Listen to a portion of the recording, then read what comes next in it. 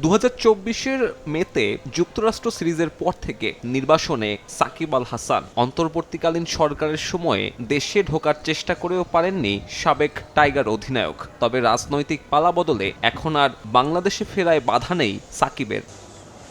হত্যা মামলা, শেয়ার বাজার কেলেঙ্কারি সহ সাকিবের নামে একাধিক মামলার নথি যুব ক্রীড়া মন্ত্রণালয়ে হস্তান্তর করেছে বিসিবি। সরকারও এসব মামলার ব্যাপারে নমনীয়। তবে আইনি প্রক্রিয়া সমাধানের কাজ এই অলরাউন্ডারের কাঁধেই তুলে দিল মন্ত্রণালয়। একই প্রক্রিয়া অনুসরণ করতে হবে আওয়ামী লীগের আরেক সাবেক সংসদ সদস্য মাশরাফি বিন মুর্তজাকেও। রাষ্ট্রীয় সিদ্ধান্ত অনুযায়ী তারা ব্যক্তিগত তাদের যে লয়ার রয়েছে এবং তাদের লয়ারের মাধ্যমে তারা যদি আইনগত যে বিষয়গুলো রয়েছে সেগুলো ফেস করে তারা যদি নিরপরাধ হয়ে তারা যদি দেশের মাঠে এসে খেলে, সেই জায়গাতে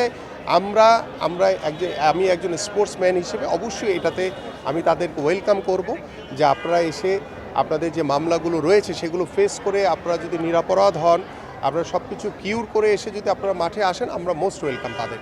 এদিকে আর্থিকভাবে অসচ্ছল ফেডারেশনগুলোকে স্বাবলম্বী করতে আর্থিক প্রতিষ্ঠানগুলোর দ্বারস্থ হচ্ছে মন্ত্রণালয়। ব্যাখ্যা দিয়েছেন বাফুফেকে 3টি স্টেডিয়াম বরাদ্দের। ফিফার অর্থায়নে তারা আমাদের স্টেডিয়ামগুলোকে সংস্কার করবে এবং সেই স্টেডিয়ামগুলো আরও নতুন আঙ্গিকে ঢেলে সাজানো হবে। ফেডারেশনগুলো যারা অসচ্ছল তাদের পাশে কিভাবে আমরা আর্থিক প্রতিষ্ঠানগুলো পাশে দাঁড়িয়ে তাদেরকে স্বাবলম্বী করা, খেলোয়াড়দেরকে স্বাবলম্বী করার পাশাপাশি আমরা যাতে আমাদের খেলাগুলোকে দেশীয়ভাবে সমৃদ্ধ করে যাতে আন্তর্জাতিক অঙ্গনে যাতে একটি ভালো জায়গায় পৌঁছাতে পারি, এই জন্য আমরা তাদের সকলের কাছে সহযোগিতা চেয়েছি। আগের সরকারের মতো অবকাঠামোগত খাতে গুরুত্ব না দিয়ে আপাতত মাঠ উদ্ধারে মনোযোগ দিচ্ছেন আমিনুল হক। সবার জন্য খেলাধুলা নিশ্চিতে কেবল বিভাগ কেন্দ্রিক পরিকল্পনা নয়, জেলা ও উপজেলা ভিত্তিক খেলার মাঠ তৈরি করতে চান যুব ক্রীড়া প্রতিমন্ত্রী। জনপদে যেখানে খালি জায়গা রয়েছে সেখানে মাঠগুলোকে সংরক্ষণ করে যাতে আমরা খেলার উপযোগী মাঠ তৈরি করে দিতে পারি।